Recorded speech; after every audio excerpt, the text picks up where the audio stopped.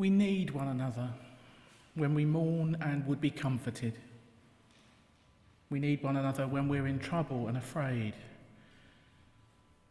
We need one another when in despair, in temptation, when we need to be recalled to our best selves again.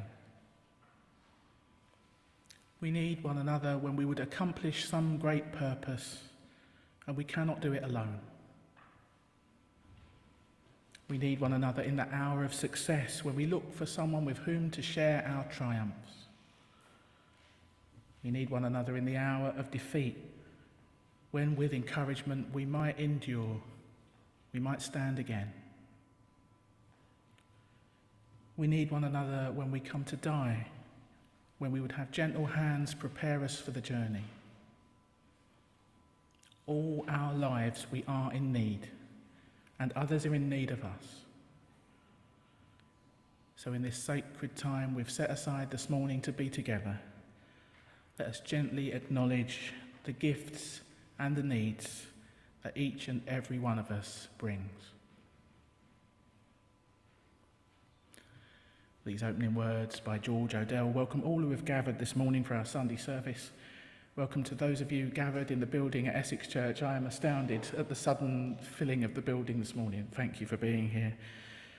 Welcome to those of us joining via Zoom or even listening in via the podcast or YouTube at a later date. For anyone who doesn't know me, my name is James Blackall and I'm minister with Kensington Unitarians. The theme of this morning's service is encouragement. We can take some inspiration for today's explorations from this pleasingly direct quote from Ralph Waldo Emerson, who said, "I need the daily praise and encouragement that comes from those close to me and others to help me live at my best. I cannot do it on my own." Me too, Ralph, me too.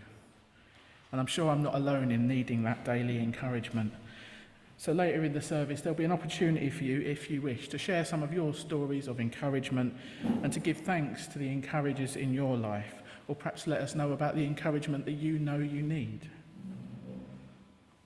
But before we go any further, let's light our chalice flame as we do each time we gather. It's a moment for us to stop and take a breath, to settle ourselves down, perhaps set aside any preoccupations or agitation we came in carrying. This simple ritual connects us with Unitarians and Unitarian Universalists the world over, and it reminds us of the proudly progressive religious tradition of which this gathering is part.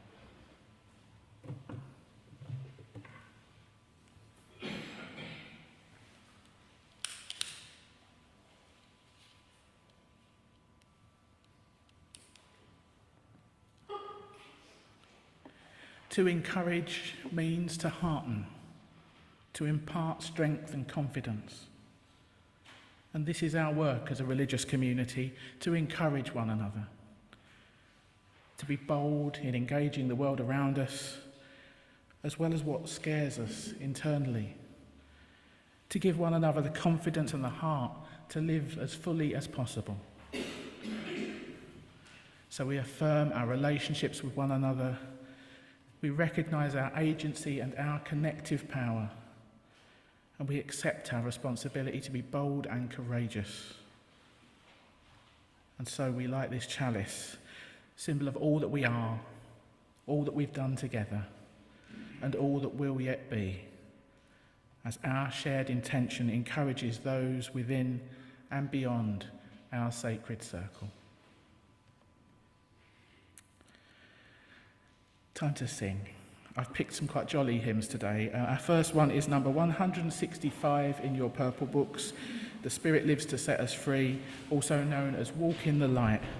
For those joining via Zoom, the words will be up on screen, as they will for all the hymns today. Feel free to stand or sit as you prefer, and let's sing up as best we can, hymn 165. Oh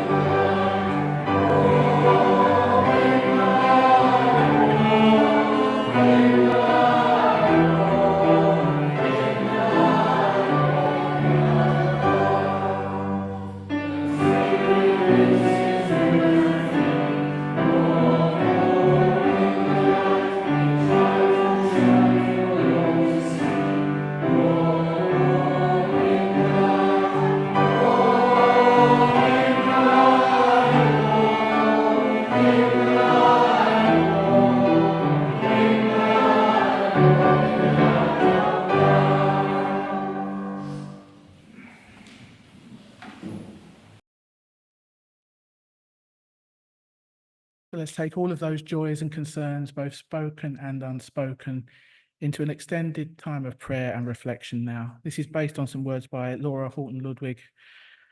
You might want to adjust your position to be more comfortable. You might want to close your eyes or soften your gaze, perhaps put down anything you don't need to be holding. There might be a posture that helps you to feel more prayerful.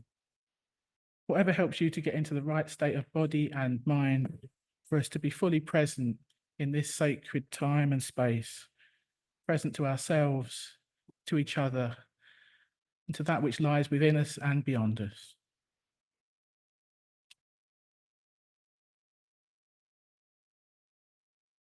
Spirit of life, God of all love, in whom we live and move and have our being,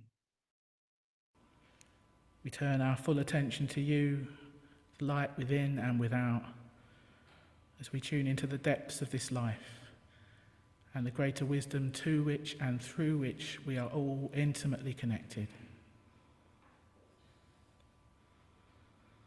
Be with us now as we allow ourselves to drop into the silence and the stillness at the very centre of our being.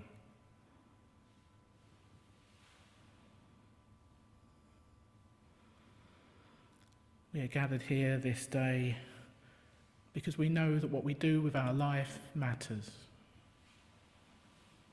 We're here because we know that the choices we make each day matter.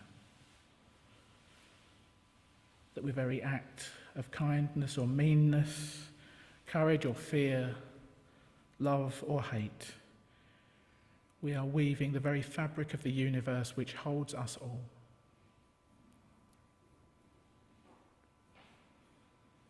We gathered here this day because we need encouragement, because we need strength, because so often we get distracted. We get into a rush, we don't think. We sometimes choose the easy way when the harder part of integrity may be what our spirits truly long for.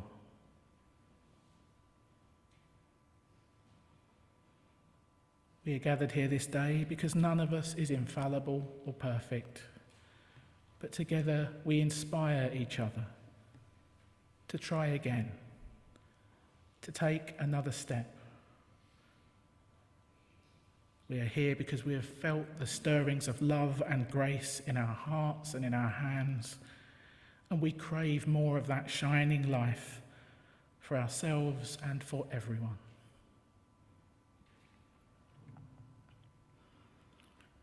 So in a few minutes of shared quietness, let us seek a higher perspective, a longer view. Starting right where we are, let us shift our awareness ever outward in circles of concern. And let us bring to mind those we know to be struggling this day, perhaps including ourselves. Those friends and family we hold dear to our heart, our neighbours in community, and others all around the globe, perhaps people we've only heard about on the news. And let us take this time of silence to send our prayers of loving kindness to all those who suffer.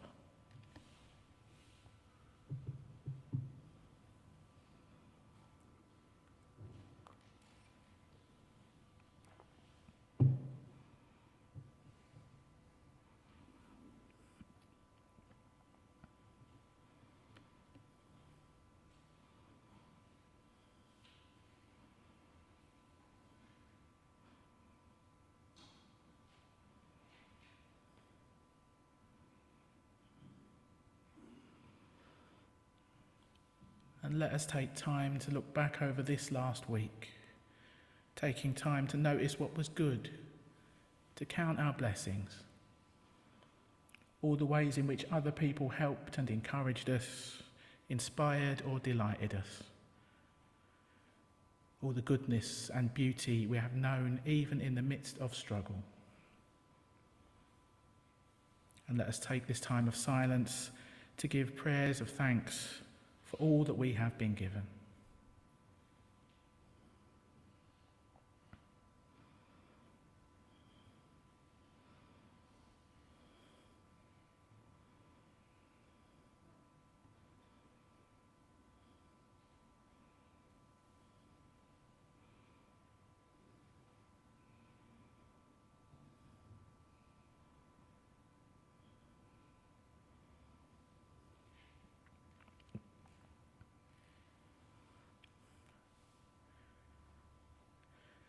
Spirit of life, God of all love. As this time of prayer draws to a close, we offer up our joys and our concerns, our hopes and our fears, our beauty and our brokenness. And we call on you for insight, healing and renewal. As we look forward now to the coming week, help us to live well each day and be our best selves, using our unique gifts in the service of love, justice and peace. Amen. Time to sing again. This next hymn is one I'm trying to get us to learn. We have sung it at least once before.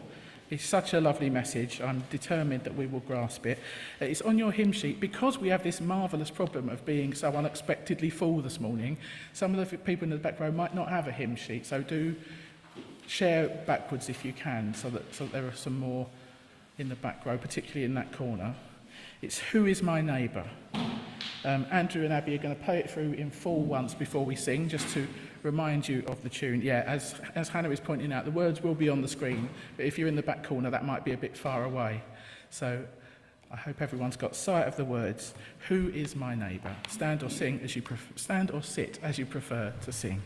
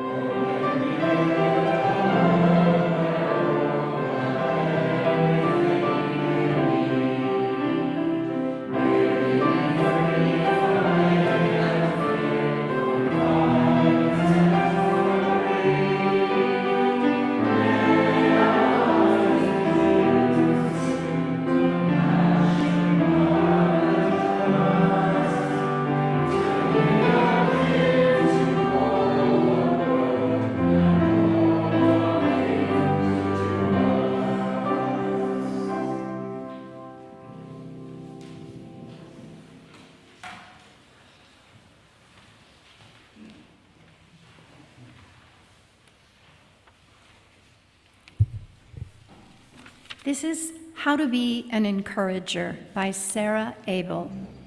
This piece by Christian writer Sarah Abel opens with a quote from the scripture, words from St. Paul to the Thessalonians. Encourage one another and build each other up, just as in fact you are doing. That's also, I think, on the front of your service brochure today. She continues, are we continually building people up and encouraging them?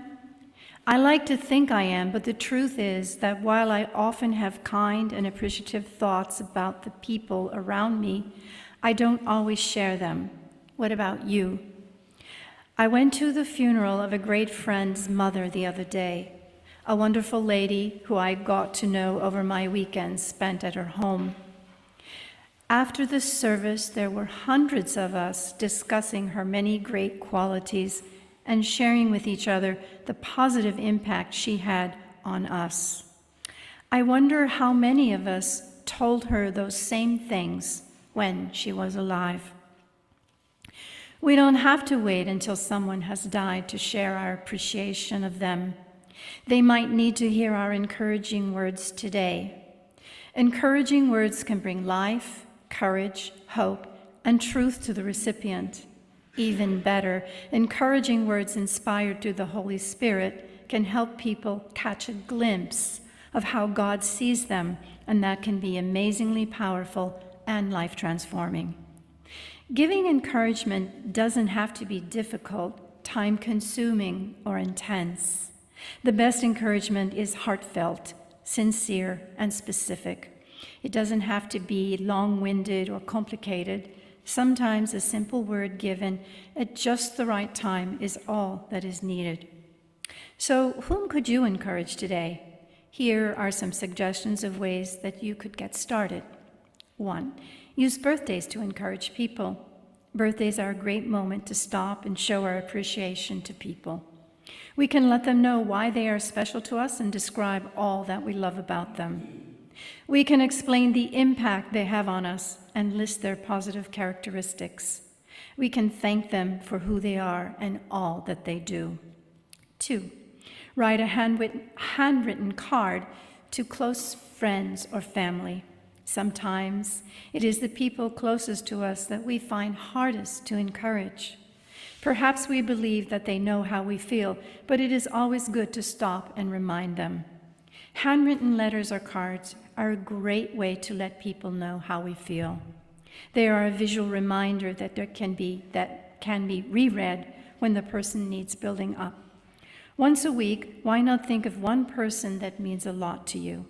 Then find or make a card that reminds you of them and write some encouraging words inside. And 3, notice strangers. Does the person on the checkout, the receptionist, or your mechanic need a word of encouragement today? If someone demonstrates great service or does something positive or kind, however small, let them know. It just might make their day.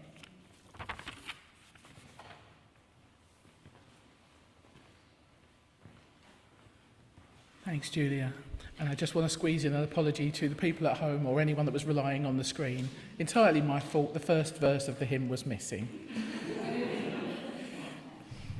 Sorry about that. So we're moving into a time of meditation now. To take us into some shared silence, I'm going to offer a few suggestions, a few questions related to your own experience of encouragement for you to ponder inwardly during this time. And there will be some time later in the service for a few of us to share those things with the rest of the congregation if we'd like. We're going to hold 3 minutes of silence, which will end with the sound of a bell, and then we'll hear some music for our continued reflection. So again, let's do what we need to do to get comfortable. You might want to get your feet flat on the ground if that helps you feel more steadied and centred. And I always say the words, the questions, they're just an offering. Feel free to use this time in your own way. So as we move into the quietness, you might like to reflect on the people who have been encouragers for you over the course of your life. Those brilliant people who have cheered you on, boosted you up, affirmed you, or given you gentle nudges which have helped you to flourish in various ways, helped you become who you really are. Those people who have seen your potential, or indeed what you're already achieving, and shown a bit of appreciation. Or you might like to reflect on the ways that you've been an encourager for other people, or the ways that you could yet be. Perhaps there are people in your life who could do with a little lift. And it's not just the people who look like they're struggling. Sometimes the people who look like they've got everything sorted are the ones who might feel taken for granted, and we all need a bit of encouragement. So what encouragement could you offer to others? Or you might like to reflect on the encouragement you need right now. Is there a project you'd like to take on, or a change you'd like to make in your life where the encouragement of other people might make a difference? Or is there something you're already doing that you feel heavy or weary or unappreciated? Where might you seek the recognition, the affirmation, or the support that you really need? Let's take those thoughts of the encouragement we need, the encouragement we can give, and the encouragement we've received into a few minutes of silence now.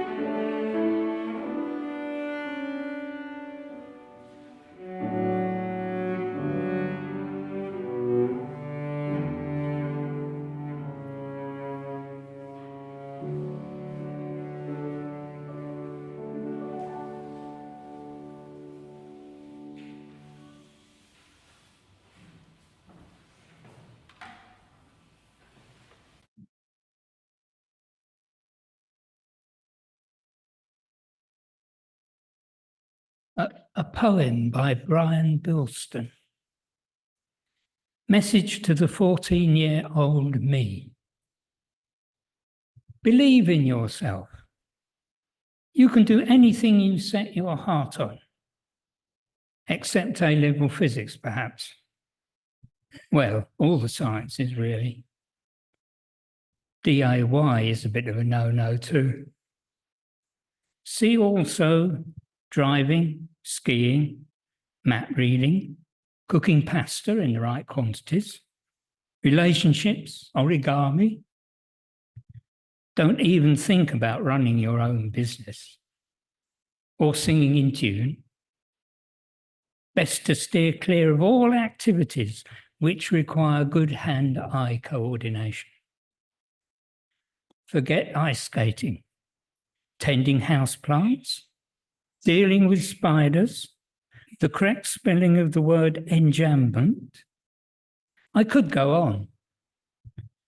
But don't despair, for given time, and with a little luck on your side, you can achieve a basic level of competence in a limited number of simple, unremarkable things.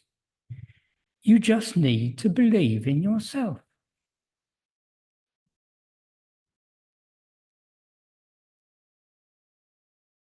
Thanks, Brian.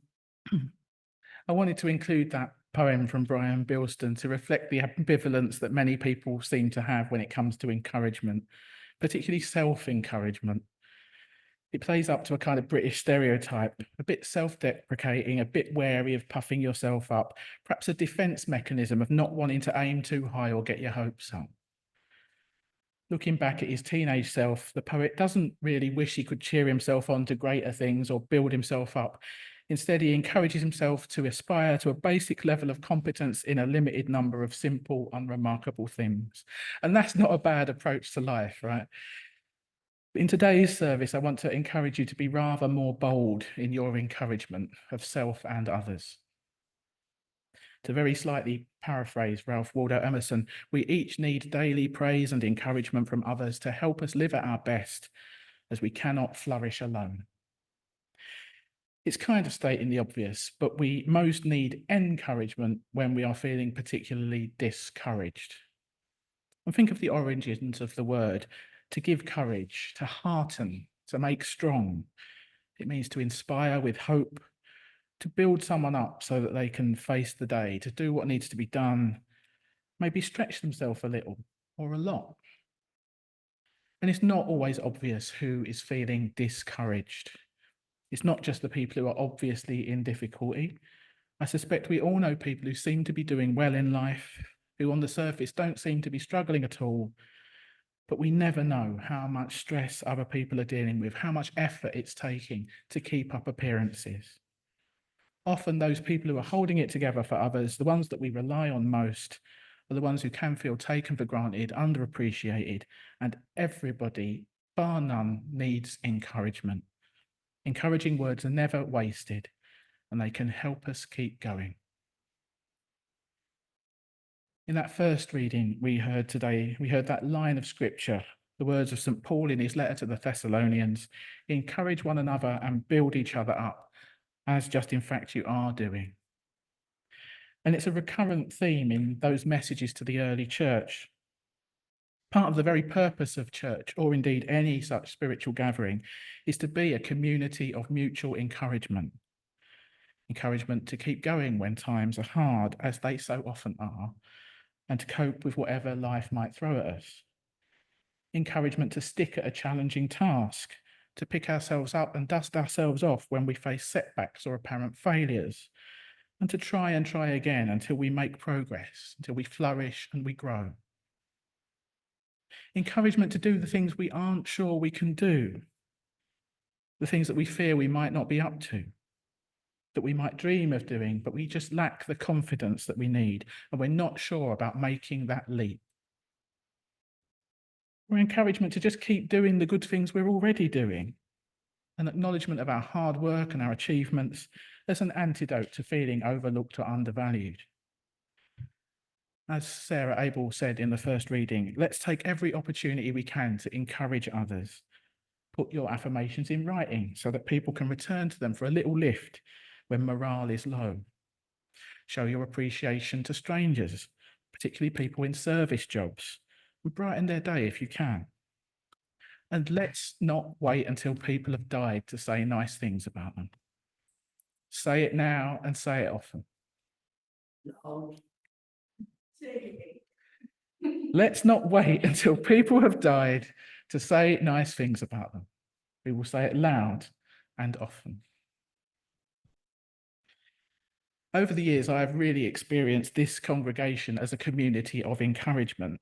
This is especially evident in our small groups like Heart and Soul, I think. Regulars in these groups get to hear about each other's lives and struggles, hopes and dreams, and to check in with each other on a regular basis on how things are going. So much spontaneous encouragement happens in Heart and Soul.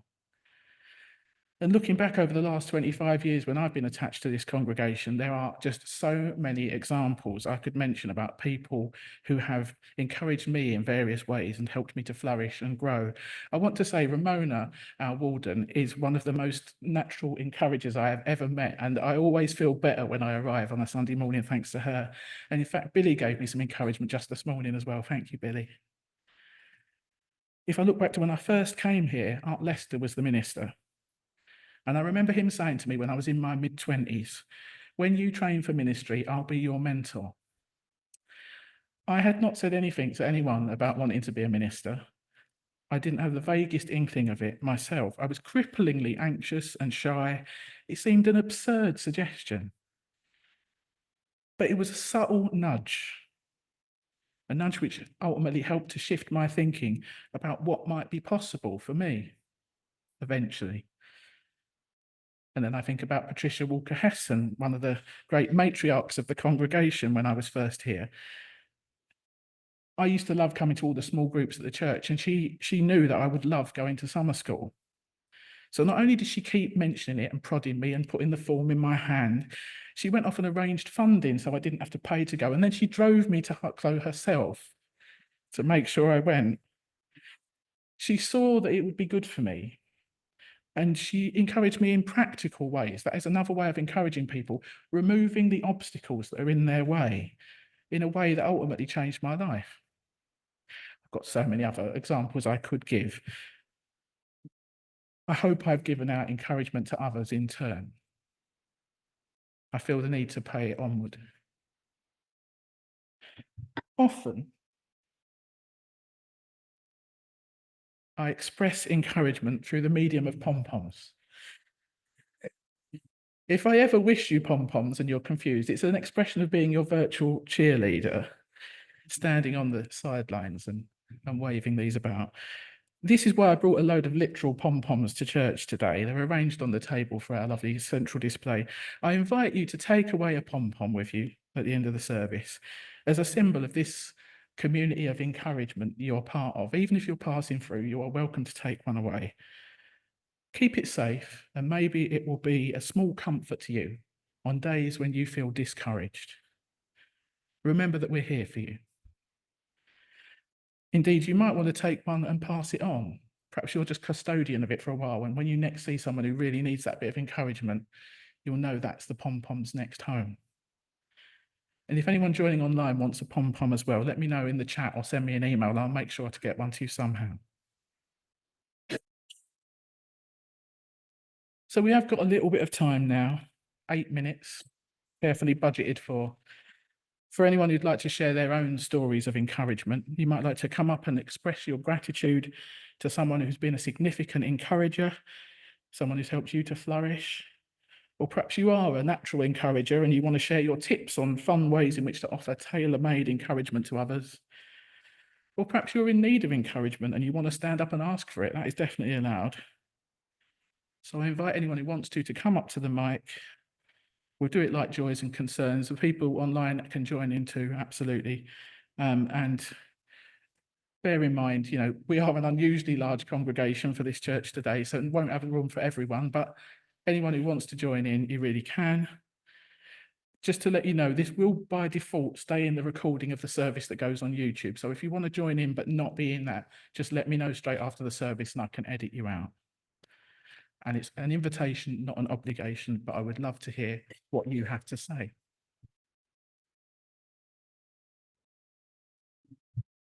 Hang on, I'll bring you. No, I'll bring the mic to you, John. Hang on. Thank you, Jane.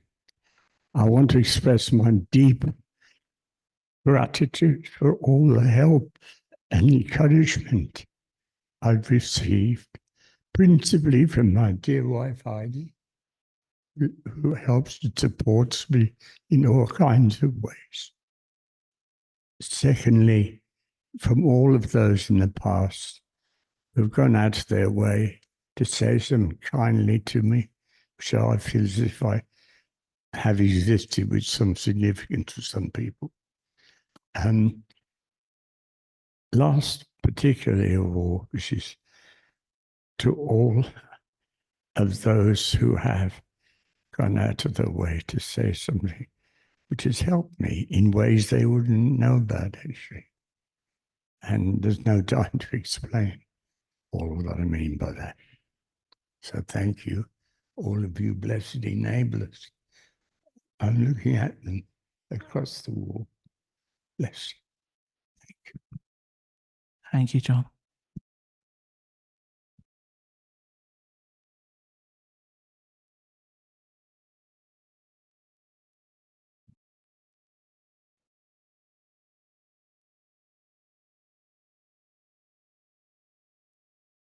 I first came to this church 40 years ago, and I actually don't think there is anyone here now who was at the church then.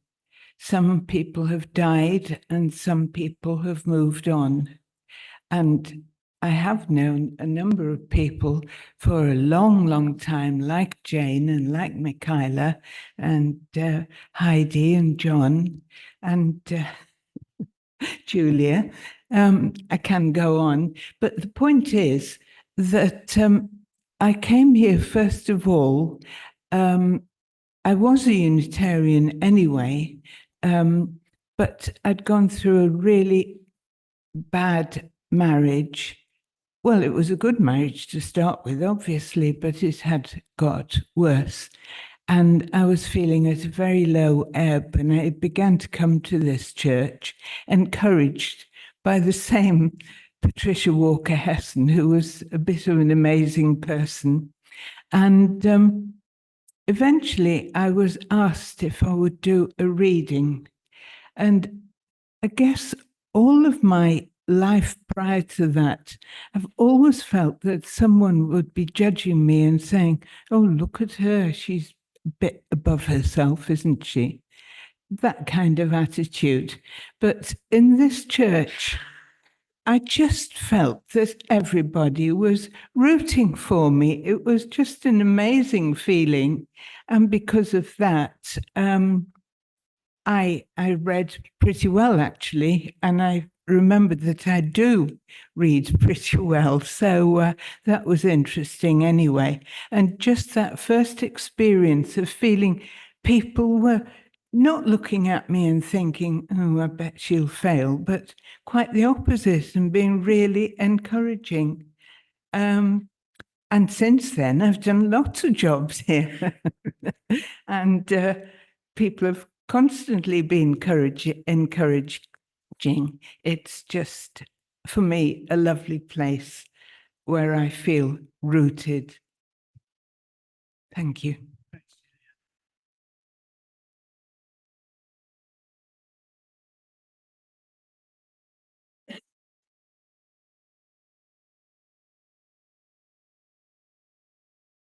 Good morning. Yeah, it was interesting. I was thinking about this service and this thing about encouragement, and then this man came to mind, and I couldn't remember his name, and now I have remembered his name, Brian Ranscombe, and it was also 40 years ago. I'd been working abroad for nearly 10 years on and off, and I came back to train in general practice in Bracknell, near Reading. And Brian was my trainer. And I was reasonably experienced, but not in the way that British general practice operated at all, and he was so special, really. And in fact, the more as I said, once I remembered his name, more and more things come. So that he's encouraging me just to remember that it's all still in there. As I get old and I forget, I think I forget, but it's actually all in there, isn't it? All those experiences. And he was just a wonderful man. And I remember, because I was a little bit unsure about whether or not this was going to work for me. And we used to sit, he was very old school. And, I'd have a tutorial once a week in his sitting room. And he'd often have a glass of whiskey. And he'd be sitting there. He was very human. I knew that he'd had some struggles in his personal life and stuff. But he taught me and encouraged me that in the end, if I was going to be successful as a GP, it was going to be through the human skills. It was not going to be about it was going to be about the human skills, the ability to listen, to care, just to and yeah, very encouraging.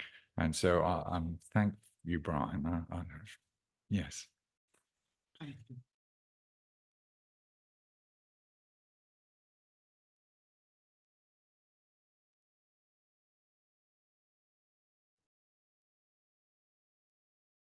I'm a tourist from the southeastern United States, maybe you can tell. And I'm traveling by myself, and I've been here about a week. And everybody seems really friendly in London. It seems like a lot happier place than America, I think. But last night I was getting a little lonely, and but I was heading to see the play, the play that went wrong. I don't know if anybody knows that.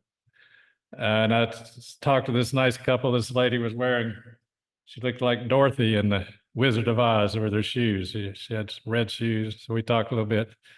And then the guy suddenly said, "Do you have the fear of God in you?" And it just sort of took me aback.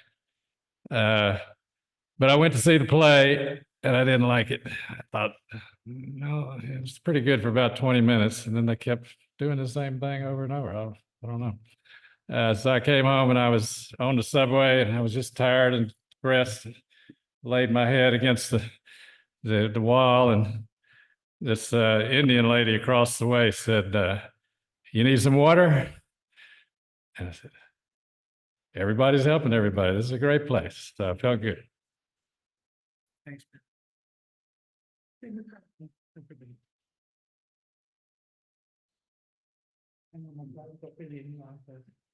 Just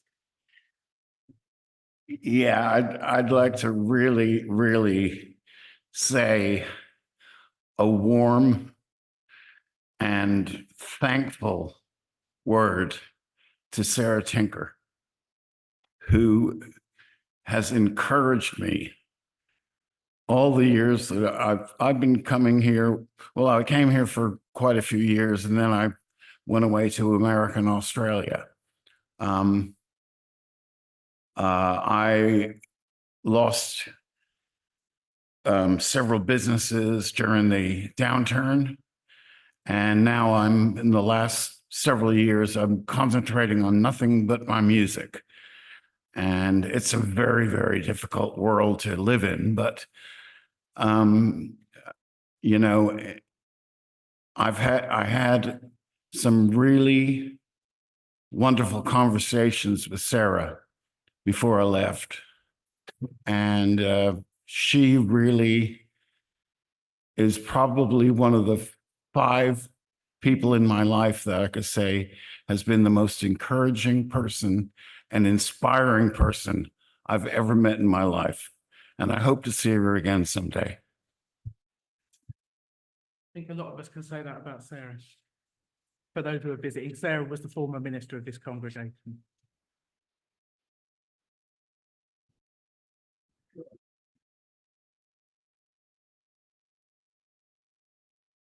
No.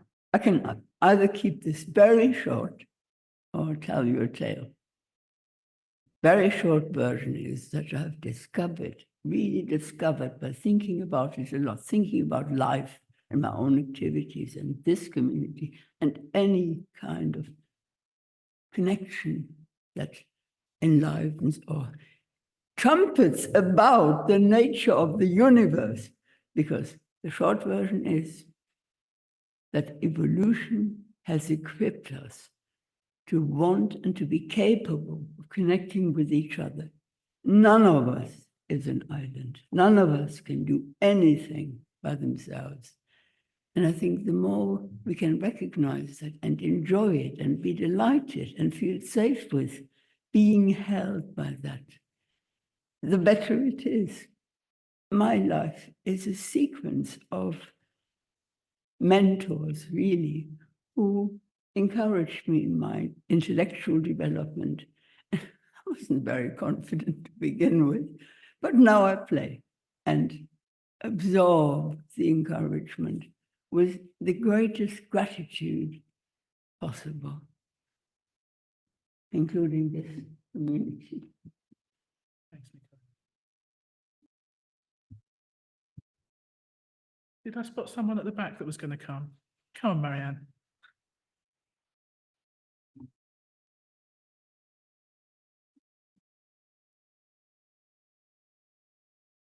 My sister and I were having a laugh the other day because we always get lost everywhere. Our spatial awareness is not very good. And that reminded me when I was about 17, I was hopeless at mathematics, especially geometry. And there was I sitting in the classroom, the last one in the classroom, and I was supposed to demonstrate a theorem, I think probably the dreaded Pythagoras, I can't remember. And the teacher saw there was only me left in the class and that I was struggling and my paper was white. And he said, "Are you okay, Marianne?" I said, "Well, I just don't know how to do this." So he turned back on the blackboard and he started doing the demonstration very slowly. So I was writing frantically everything that he was saying. And sometimes he would turn back and look and see how I was doing. But I'm a quick writer. And that meant the kindness of this man who understood me, who was not going to make me repeat my year just because I wasn't gifted in his field, has always stayed with me. And of course, it encouraged me to continue my studies. And I never miss an opportunity to mention him. He died very young, I was told. And his name was Monsieur Lamy, which means friend. Lovely. Thanks, Marianne. We are nearly at time now, but if anyone online wants to speak up, now's your chance.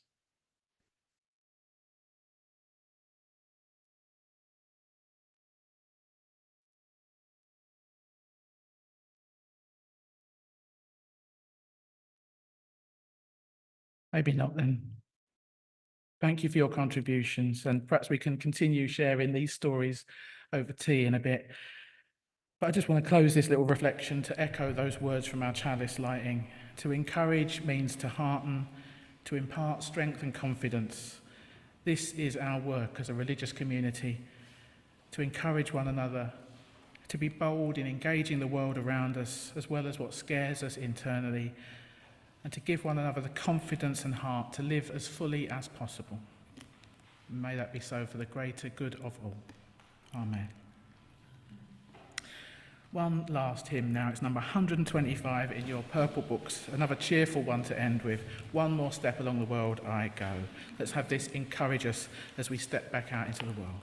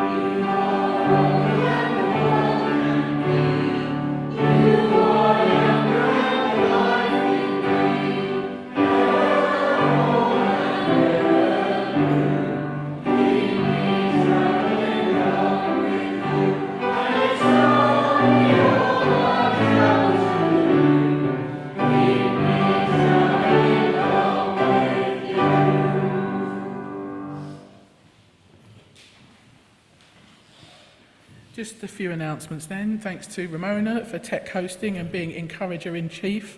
Thanks to Sonia for co-hosting at home, and welcome back.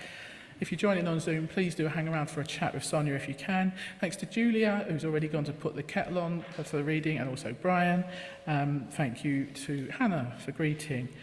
Thanks to Abby and Andrew for the wonderful music. If you're here in the building, we have got coffee and walnut cake. I mean, you might only get a small piece given how many there are here today, but please do stay and enjoy it if you can. That'll be in the hall next door. We've got various in-person activities coming up. At 12:30 today, Hannah will be leading yoga in this room. That's for free. I'm hearing very good things about it, so please do stay behind for that if you can. Unfortunately, we haven't got a tea dance. Poor Rachel has injured her leg, so couldn't lead the dancing for us today. But the dancing will be back for a festive special on the 22nd of December, so let's make that a big one. Save the date if you can. This Wednesday night, our community singing group returns, and that's always a lot of fun. Please let me know if you're planning to come, because our teacher is in demand and often changes his plans at the last minute. But he's already confirmed he will definitely be here this Wednesday. We've got an online Heart and Soul contemplative spiritual gathering on Friday at 7, and this week's theme is influence. It's a gathering for sharing and prayer, and as I mentioned, a great way to get to know people more deeply. Sign up with me if you want to come along to that. And the next meeting of the Better World Book Club will be on Project Unlonely by Jeremy Nobel. We've got 1 or 2 library copies left if you want to borrow them. The next session is on the 22nd of September at 7:30 online. Next week's service is on the theme of holy water. It's our Gathering the Water service. Please try and bring some water from home or otherwise on your travels. And if you're on Zoom, have some water on hand too. There'll be a congregational bring and share lunch after the service, which Juliet is coordinating, so she would love to know what you are planning to bring. All these Just to say, I'd also like to know if you're planning to come and if you're a vegan, and then I can accommodate your needs. I'll just repeat that for the people at home. If you're a vegan and you're planning to come, let Juliet know so she can make sure there is something for you. All this information is on the back of your order of service, also in the Friday email. Please sign up to the mailing list if you haven't done already. We've very much got a life beyond Sunday morning, so do keep in touch, look out for each other, and nurture supportive connections wherever you can. So just time for our closing words and closing music now. It's time to take our leave. In the days to come, may each of us bring encouragement into another's life. May we each be surprised and delighted by the gifts that surround us. May we be enlivened by hopefulness and curiosity as we travel onward. And may we remain connected in spirit until we meet again. Amen.